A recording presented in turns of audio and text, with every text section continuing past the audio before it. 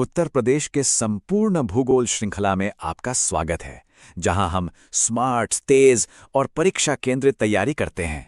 ये बात जानना बहुत जरूरी है कि आखिर क्यों यूपी के भूगोल के 30% से ज्यादा सवाल सिर्फ इसी एक मैदान से आते हैं। अगर यूपीपीएससी और यूपीएससी में अच्छा स्कोर करना है तो ऊपरी गंगा के मैदान को समझना कोई ऑप्शन नहीं बल्कि जरूरत है। तो आज हम क्या-क्या देखने वाले हैं? सबसे पहले हम समझेंगे कि ये मैदान है क्या, फिर इसके 4 अलग-अलग जोन्स को देखेंगे। इसके बाद एग्जाम्स का सबसे फेवरेट टॉपिक बांगर और खादर का अंतर समझेंगे। फिर यहाँ की नदियों और दोआब पर बात करेंगे और आखिर में यहाँ की खेती और इकोनॉमी को जानेंगे। तो चलिए शुरू करते हैं सेक्शन 1 से। सबसे पहले ये जानते हैं कि ऊपरी गंगा का मैदान आखिर है क्या, कहाँ है और ये बना कैसे। ये जो विशाल मैदान है ना, ये असल में एक अग्रभूमि बेसिन है। इसका मतलब ये है कि जब हिमालय ऊपर उठ रहा था तो उसके आगे एक गड्ढा या निचला इलाका बन गया और फिर लाखों सालों तक गंगा और यमुना जैसी नदियों ने उस गड्ढे को हजारों मीटर तक मिट्टी, गाद और रेत से भर दिया। इसी से बना ये दुनिया का सबसे उपजाऊ मैदान। अब जरा इस नंबर पर गौर कीजिए, 15 से 25 सेंटीमीटर प्रति किलोमीटर। ये ढलान इतना कम है, इतना हल्का है कि जमीन लगभग सपाट लगती है। और इसका नतीजा क्या होता है? नदियां बहुत धीरे धीरे बहती हैं और रास्ते में विसर्प यानी मियांडर्स और गोखुर झीलें यानी ऑक्सबो लेक्स बनाती हैं। ये दोनों ही टर्म्स एग्जाम के लिए बहुत जरूरी हैं। ठीक है, तो अब हमें ये तो समझ आ गया कि ये मैदान बना कैसे। अब चलिए इसके अंदर चलते हैं और इसके 4 खास हिस्सों या कह लीजिए पट्टियों को देखते हैं। ये पट्टियां उत्तर से दक्षिण की तरफ एक क्रम में हैं और हर एक की अपनी अलग पहचान है। ये टेबल इन चारों जोन्स को नॉर्थ टू साउथ के क्रम में दिखाती है। तो देखिए, सबसे उत्तर में शिवालिक के ठीक नीचे है भाभर। ये कंकड़ पत्थरों से बना है और इतना झरझरा होता है कि छोटी नदियां इसके नीचे गायब हो जाती हैं।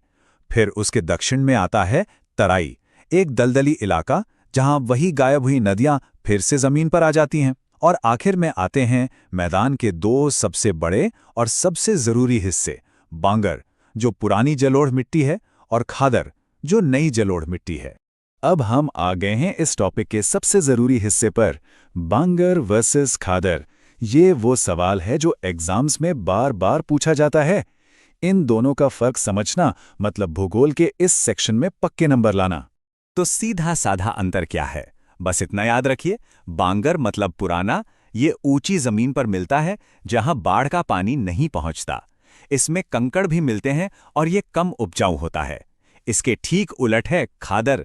ये नया है, नदी के पास वाले निचले इलाकों में मिलता है। हर साल बाढ़ से इसकी मिट्टी नई हो जाती है और इसलिए ये बहुत ज्यादा उपजाऊ होता है। चलिए अब बात करते हैं नदियों की, जो इस पूरे मैदान की लाइफलाइंस हैं और जो इसके भूगोल और अर्थव्यवस्था दोनों को तय करती हैं। यहाँ नदियों का एक जबरदस्त नेटवर्क है। एक तरफ हिमालय से आने वाली बड़ी नदियां हैं जैसे गंगा, यमुना, रामगंगा और घाघरा, और दूसरी तरफ प्रायद्वीपीय पठार से आने वाली सहायक नदियां हैं जैसे चंबल और बेतवा। पानी के इन 2 सोर्स से ही इस इलाके में इतनी खुशहाली है। दोआब, ये शब्द फारसी से आया है। दो मतलब 2 और आब मतलब पानी, यानी 2 नदियों के बीच की जमीन। और जब हम गंगा, यमुना, दोआब की बात करते हैं तो ये सिर्फ जमीन का टुकड़ा नहीं है, ये इस पूरे इलाके का इकोनॉमिक हार्ट है, इसका आर्थिक केंद्र है। तो जब इतनी सारी नदियां हैं और इतना उपजाऊ दोआब है तो इसका नतीजा क्या होगा? जाहिर है, जबरदस्त खेती। इसीलिए तो इस क्षेत्र को भारत का अन्न भंडार भी कहते हैं। चलिए देखते हैं क्यों। यहाँ की जो उपजाऊ जलोढ़ मिट्टी है, खासकर खादर वाली, और साथ में सिंचाई का जो जाल बिछा है, उसकी वजह से यहाँ गेहूं, चावल और हाँ, सबसे जरूरी गन्ने की जबरदस्त पैदावार होती है। ये खेती न सिर्फ यूपी को एक बड़ा कृषि राज्य बनाती है, बल्कि यहाँ की घनी आबादी का पेट भी भरती है। अच्छा, अब जरा एग्जाम के पॉइंट ऑफ व्यू से बात करते हैं। सवाल कैसे बनते हैं इस टॉपिक से? 3 चीजों पे खास ध्यान देना है। पहला, बांगर और खादर का अंतर। दूसरा, भाबर, तराई, बांगर, खादर का उत्तर से दक्षिण का क्रम। और तीसरा, मैप पर आधारित नदियों से जुड़े सवाल। चलिए फटाफट एक क्विक रिवीजन करते हैं। जो सबसे जरूरी बातें हैं, लोकेशन पश्चिमी और मध्य यूपी, बना कैसे? अलूवियल डिपॉजिट से। 4 जोन कौन से हैं? भाबर, तराई, बांगर, खादर। बांगर कैसा है? पुराना, कंकड़ वाला, खादर नया और उपजाऊ, दोआब क्या है, नदियों के बीच की जमीन, और अर्थव्यवस्था गन्ना और गेहूं पर आधारित। तो अब तैयार हो जाइए, अब वक्त है आपके ज्ञान को परखने का। देखते हैं आपने कितना सीखा।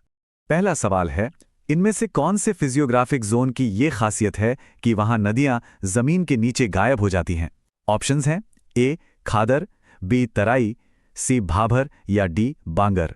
याद कीजिए, हमने बात की थी कंकड़ पत्थर वाले इलाके की। अगला सवाल, कंकड़ कहे जाने वाले चूने के पत्थर किस मिट्टी की पहचान है? आपके ऑप्शन हैं ए खादर मिट्टी, बी तराई मिट्टी, सी लेटेराइट मिट्टी या डी बांगर मिट्टी। सोचिए, पुराना और कंकड़ किसके साथ जुड़ा था? और आखिरी सवाल, गंगा और यमुना जैसी दो नदियों के बीच की जमीन को क्या कहते हैं? ए तराई, बी दोआब, सी भाबर या डी बीहड़। ये तो बहुत सीधा सवाल है। चलिए अब आंसर्स देखते हैं। पहले सवाल का सही जवाब है सी भाबर, क्योंकि यहीं पर नदियां पत्थरों के नीचे चली जाती हैं। दूसरे का जवाब है डी बांगर मिट्टी, जिसमें कंकड़ पाए जाते हैं। और तीसरे का सही जवाब है बी दोआब। उम्मीद है आपके सारे जवाब सही होंगे। यह हमारी उत्तर प्रदेश के संपूर्ण भूगोल श्रृंखला का दूसरा भाग था। अपनी तैयारी को चरण दर चरण पूरा करने के लिए प्लेलिस्ट में अगला भाग जरूर देखें। अगर आप यूपीएससी, यूपीपीएससी, नाबार्ड या एफसीआई को लेकर सीरियस हैं, तो अभी सब्सक्राइब करें और इस पूरी भूगोल प्लेलिस्ट को बिना एक भी वीडियो छोड़े पूरा देखें।